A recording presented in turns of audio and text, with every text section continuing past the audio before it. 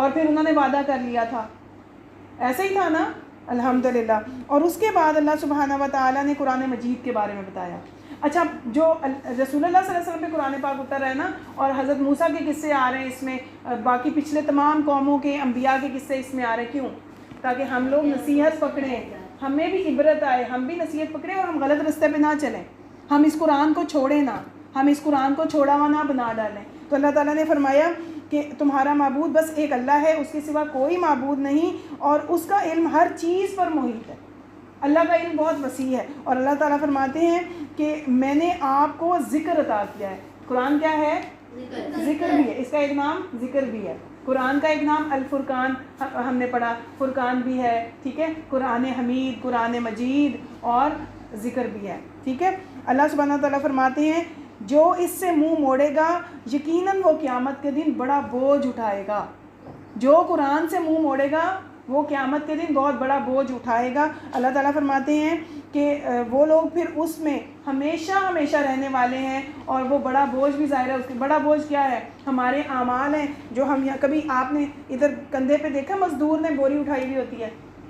دیکھیے، اگر تو وہ نیک اعمال ہوئے تو وہ اس کے لیے آسان ہو جائیں گے، اور اگر وہ ہوئے برے اعمال تو وہ بوری جو ہے نا وہ اٹھا کے قیامت میں چلتا رہے گا اور وہ تھک جائے گا۔ دنیا میں بھی وہ اعمال جو ہیں ہمارے کندھوں پہ بوجھ بن جائیں گے، تو ہم نے ان کو بوجھ نہیں بنانا، ٹھیک ہے۔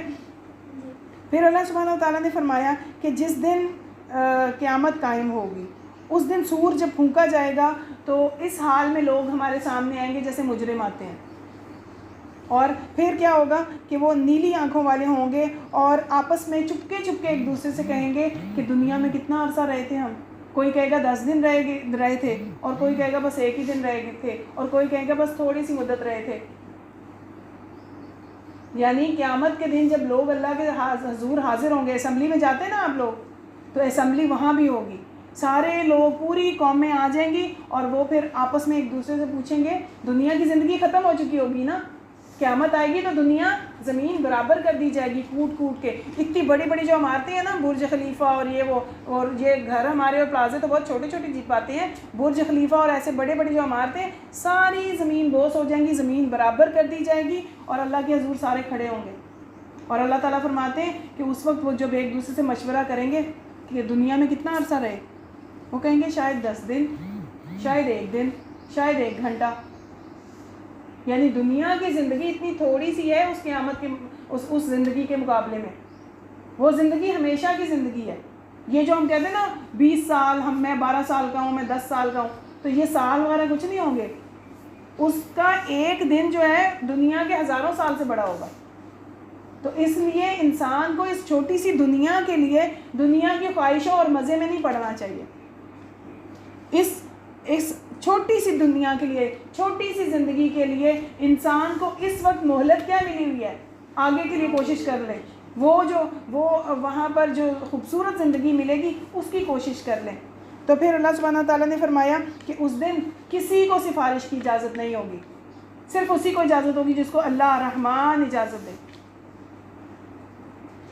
تو پھر اللہ سبحانہ تعالیٰ فرماتے ہیں کہ قرآن پاک جب آپ پڑھیں تو قرآن پڑھنے میں جلدی نہ کریں۔ رسول اللہ صلی اللہ علیہ وسلم پر جب وحی نازل ہوتی تھی تو آپ جلدی جلدی منہ ہلاتے تھے کہ مجھے یاد ہو جائے۔ تو اللہ تعالیٰ نے فرمایا کہ یہ قرآن پڑھانا، اس کو سکھانا، یاد کرانا میرے ذمہ ہے۔ آپ بھی اللہ سے دعا کر کے بیٹھا کریں کہ اگر سمجھ کبھی نہ آئے تو اللہ سے دعا کیا کریں، یا اللہ آپ ہمیں سمجھا دیں، کیونکہ قرآن سکھانا، سمجھانا، یاد کرانا آپ کے ذمے ہے۔ ہم نے کوشش کر لی، ہم اپنی پوری محنت کر رہے ہیں، ہم سیکھ رہے ہیں۔ ریگولر بچے کون کون سے ہیں؟ Day 1 سے سیکھ رہے ہیں نا ماشاءاللہ۔ تو آپ وہ بچے ہیں جن کو اللہ کی طرف سے ایک اللہ نے چنا ہے، اور اللہ تعالیٰ آپ لوگوں کو اپنی رحمت میں رکھے۔ اللہ سبحانہ وتعالیٰ آپ کو بہترین علم دے سب بچوں کو، اور اللہ سبحانہ وتعالیٰ آپ کو اپنے دین کے کام کے لیے چن لے کہ جنہیں اتنی چھوٹی عمر میں ماشاءاللہ قرآن کے احکامات سیکھنے کا شوق ہوا، اور ان کو اللہ نے اتنی ثابت قدمی دی۔ اللہ مزید ثابت قدمی رکھے کہ آپ لوگ اسی طرح سے قرآن کے احکامات سنتے، سمجھتے اور اس کو سیکھتے رہیں، اور پھر اس پہ عمل بھی کریں، کیونکہ جو سیکھے گا نہیں وہ عمل کیسے کرے گا؟ جو سیکھے گا وہی عمل کرے گا، ٹھیک ہے۔ تو اللہ سبحانہ وتعالیٰ نے پھر اس کے بعد اس پارے میں سورہ طٰہٰ میں ہی ورس نمبر 116 سے 115 سے فرشتوں والی جو مجلس تھی جو اللہ تعالیٰ نے آدم علیہ السلام کو بنایا تھا، اور وہ واقعہ بیان کیا ہے دوبارہ سے. آپ کو پتہ ہے واقعے کیسے رپیٹ ہو رہے ہیں؟ کس لیے؟ تاکہ آپ کی ریپیٹیشن سے انسان سیکھتا ہے نا. پھر کیا ہوتا ہے، اللہ تعالیٰ نے قرآن میں جو ایک مزاج اپنایا ہے نا، یعنی بار بار رپیٹ ہوتی ہیں، احکامات بار بار رپیٹ ہوتے ہیں. تو جو احکامات بار بار رپیٹ ہوتے ہیں اس کا مطلب ہے اللہ ہمیں یاد کرانا کہ ہم اس پہ عمل کریں. اللہ سبحانہ و تعالیٰ نے جب آدم علیہ السلام کو بنایا تو فرشتوں نے سجدہ کیا، ابلیس نے سجدہ نہیں کیا، اور ابلیس انکار کرنے والوں میں سے ہو گیا.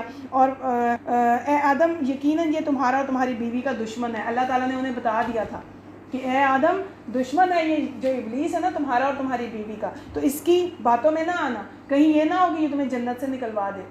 اور پھر جنت میں جہاں بھی رہو بس اس درخت کا پھل نہ کھانا. اور ابلیس نے کیا کیا؟ مزین کر دیا. ابلیس نے کہا، شیطان نے ان کے دل میں وسوسہ ڈالا اور اس نے کہا کہ اے آدم کیا میں تمہیں ہمیشگی والی زندگی نہ بتاؤں کہ تم زیادہ زندہ رہو گے، زیادہ دیر تک زندہ رہو گے، اور کبھی تمہیں یہ جو جوانی ہے نا تمہاری یہ ہمیشہ رہے گی، تمہاری بادشاہت ہوگی. اور ایسے ایسے ورگلایا. آج بھی شیطان ایسے ہی ورگلاتا ہے نا انسان کو، اس کو ورگلاتا ہے کہ دیکھو تم سب سے اچھے ہو، تمہارے پاس بہت نالج ہے، تمہیں کیا ضرورت ہے پڑھنے کی، تمہیں کیا ضرورت ہے جانے کی، تمہیں کیا ضرورت ہے سیکھنے کی، تم بہت اچھے راستے پہ ہو، تم یہ کرتے رہو، تم باہر چلے جاؤ، چلو کھیلو، چلو یہ تھوڑا سا ٹی وی دیکھ لو، کچھ نہیں ہوتا، وقت کا کیا ہے، اگلے گھنٹے میں پڑھ لینا، ابھی بہت وقت ہے، ابھی بہت وقت پڑا ہوا ہے نماز میں، چلو بعد میں پڑھ لیں گے، اتنے میں نماز قضا ہو جاتی. ایسے ایسے بہانوں سے شیطان وسوسہ ڈالتا ہے. ایسے وہ ہمیں نیکی کے کاموں سے اٹھا کے برائی کے کاموں میں ڈال دیتا ہے، اور وہ ہمارے سامنے بیوٹیفائی کرتا ہے. بیوٹیفائی یعنی ہمیں وہ چیزیں بری لگتی نہیں ہیں، ہمیں وہ چیزیں اس وقت بہت بہترین لگ رہی تھیں، خوبصورت کرا کے دکھاتا ہے، برے اعمال کو خوبصورت کر کے دکھاتا ہے. تو کیا ہوا، حضرت آدم علیہ السلام نے وہ درخت کا پھل کھا لیا کہ ہمیشگی کی زندگی ملے گی. لیکن کیا ہوا، اللہ سبحانہ و تعالیٰ نے فرمایا کہ اس وقت جو تھا انہوں نے جب وہ کھا لیا تو اب ان کے جو کپڑے تھے نا وہ ریموو ہو گئے، جو انہوں نے اللہ تعالیٰ نے انہیں لباس دیے تھے وہ ریموو ہو گئے. آج بھی شیطان ہمیں بے حیائی کا حکم دیتا ہے، ہمیں وہ کہتا ہے کہ آدھے کپڑے پہن لو، تھوڑے کپڑے پہن لو، فیشن کے نام پہ. ہم فیشن کے نام پہ پہنتے ہیں نا اس طرح کے کپڑے جس سے باڈی ننگا ہو رہا ہوتا ہے، باڈی ریویل ہو رہا ہوتا ہے، ہمارا نظر آ رہا ہوتا ہے. تو خود کے باڈی کو ایکسپوز ہم خود نہیں کرتے، شیطان کرواتا ہے. ڈیزائنرز نے اور آسان کر دیا معاملہ.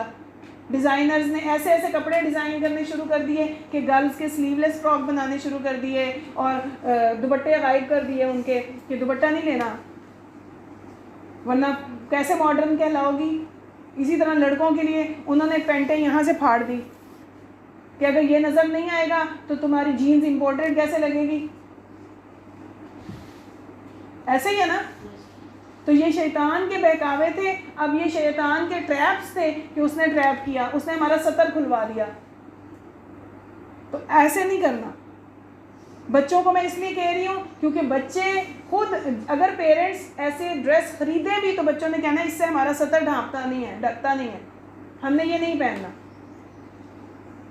ہم نے یہ لباس اس لیے نہیں خریدنا، ہم نے خریدنا ہی نہیں، اس شاپ پہ جانا ہی نہیں. اس سے بہترین کپڑے ملتے ہیں بھائی، ایسے ایسے کپڑے ملتے ہیں. اسلامک جو ڈریسز ہیں، ماڈسٹ ڈریسز، اس میں جتنی بیوٹی ہے اتنی بیوٹی کسی میں بھی نہیں ہے. آپ یہ دیکھیں کہ ایک بچہ ہے جو فل ڈریس پہنتا ہے، چاہے وہ پینٹ کوٹ پہنتا ہے، چاہے وہ جین شرٹ پہنتا ہے، کمپلیٹ پہنتا ہے، اور ایک وہ ہے جس نے پھٹی ہوئی جینس پہنی ہوئی ہے. کون سا اچھا لگ رہا ہوگا؟ اور ایک وہ ہے جس نے بہت چھوٹی سی نیکر ٹائپ پہنی ہوئی ہوگی، کون اچھا لگ رہا ہوگا؟ فل ڈریس والا. اسی طرح ایک وہ لڑکی ہے کہ جو مشرقی پورے ایک پیارے سے ڈریس میں، ماڈسٹ ڈریس میں ہے، اس نے فل شلوار قمیض بھی پہنی ہوئی ہے، دوپٹہ بھی لیا ہوا ہے، وہ کیوٹ لگ رہی ہوگی، وہ پیاری لگ رہی ہوگی، بجائے اس کے کہ وہ بچی جس نے سلیو لیس پہنا ہوا ہے، سر پہ دوپٹہ بھی نہیں، بال کھول کے پھر رہی، وہ اموڈسٹ لگ رہی ہوگی. وہ کسی کو بھی پسند نہیں آتی. وہ ایون وہ بڑی بھی ہو جائے نا تو وہ گھر لڑکوں کو بھی کسی کو بھی اچھی نہیں لگتی. لڑکے بھی دیکھتے ہیں کہ خوبصورتی کس میں ہے، جو پورا ڈھکا ہوا ہے. اچھا ڈھکی ہوئی چیز کون ہوتی ہے؟ اللہ تعالیٰ نے کعبہ کو بھی ڈھکا. جو قیمتی چیز ہوتی ہے وہ ڈھکی ہوتی ہے. پرل جو ہوتے ہیں، جو پرلز ہوتے ہیں، کیا وہ ایسے پھینکے ہوئے ہوتے ہیں؟ وہ کتنے پیارے کیس کے اندر ہوتے ہیں. جیولری کس میں رکھتے ہیں آپ لوگ؟ کیس میں ریپ کر کے رکھتے ہیں. آپ لوگوں کی جو واچ ہوتی ہے وہ کس میں رکھتے ہیں؟ اس کی پیارا سا کیس ہوتا ہے. جو بھی قیمتی چیز ہوگی اس کو آپ دیکھو گے وہ ڈھکی ہوئی ہوتی ہے. آپ کے جو لالی پاپ کھاتے ہیں آپ، اگر اس لالی پاپ کا ریپر اترا ہوا ہو اور وہ زمین پہ پڑا ہوا ہو، کیا آپ لیں گے؟ لیکن اگر وہ کورڈ ہو تو آپ بھاگ کے لیں گے، بڑا پیارا لگ رہا ہے، بڑا اچھا ہے. آپ کی چاکلیٹ جو ہے وہ ننگی ہو، اس کے اوپر ریپر نہ ہو، آپ لیں گے؟ چلے یہ تو مین میڈ چیزیں ہو گئی. اللہ تعالیٰ نے کیسے کور کیا؟ ایک مالٹا ہے اس کے اوپر کورنگ ہے، ایک بنانا ہے اس کے اوپر کورنگ ہے. جتنا ڈیلیکیٹ فروٹ ہوگا نا سافٹ والا، اس کو اتنا ہی کور کیا ہوگا اللہ تعالیٰ نے. اورنج کس طرح سے اندر کتنا جوسی ہوتا ہے، کتنا اچھا ہوتا ہے کھانے میں، کتنا اچھا، جتنا ڈھکا ہوا ہوتا ہے اتنا، اگر اس میں ایک بھی سوراخ ہو تو وہ ضائع ہو جاتا ہے، پلپلا سا ہوتا ہے، کوئی بھی نہیں کھاتا اس کو. اسی طرح بنانا جو ہے، اگر بنانا ایک سائڈ سے آپ اس کا پیل اتار دیں اور اس کو تھوڑی دیر کے لیے رکھ دیں، اس کا کلر چینج ہو جائے گا. تو اگر ہم اپنی موڈیسٹی کا، اپنے حیا کا خیال رکھیں گے، لڑکے بھی اور لڑکیاں بھی، تو اللہ کے پیارے بن جائیں گے نا، اللہ کا حکم مانیں گے ہم. یہ ایک خالی کپڑا نہیں ہے، یہ اللہ کا حکم ہے. یہ ایک خالی کپڑا نہیں ہے، یہ اللہ کا حکم ہے، جو ایک قرآن کی آیت ہے. یہ کیا ہے؟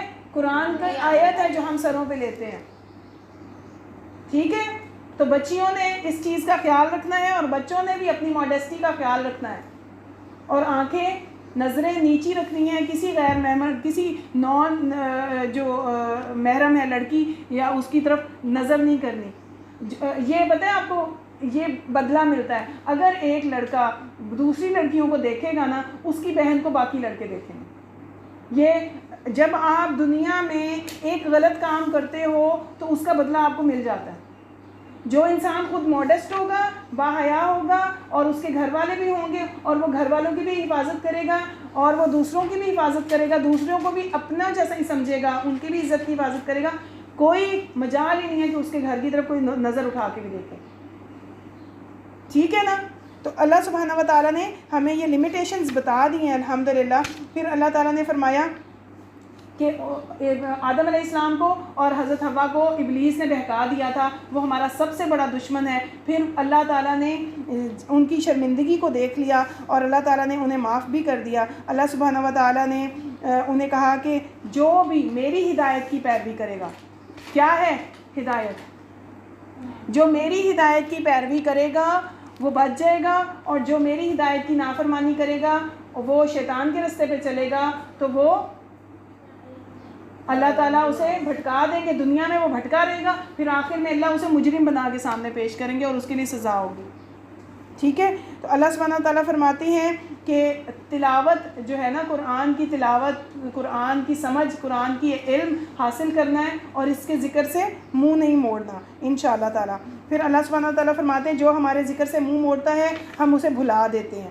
اللہ کا ذکر کرنے والے کو اللہ یاد رکھتے ہیں، جو اللہ کا ذکر بھلا دیتا ہے اللہ بھی اس کو بھلا دیتے ہیں. جب ہم اللہ کی طرف ایک قدم آتے ہیں اللہ ہماری طرف دو قدم آتے ہیں، ہم اللہ کی طرف چل کے آتے ہیں اللہ ہماری طرف دوڑ کے آتے ہیں. سبحان اللہ. تو اللہ سبحانہ و تعالیٰ کہتے ہیں کہ ذکر الہی جو ہے نا وہ اپنے اوپر لازم کر لیں. اللہ سبحانہ و تعالیٰ فرماتے ہیں کہ صبح کے وقت اور شام کے وقت لازمی، یعنی دن کے دونوں کناروں میں، دن کا دونوں کنارے کون سے ہوتے ہیں؟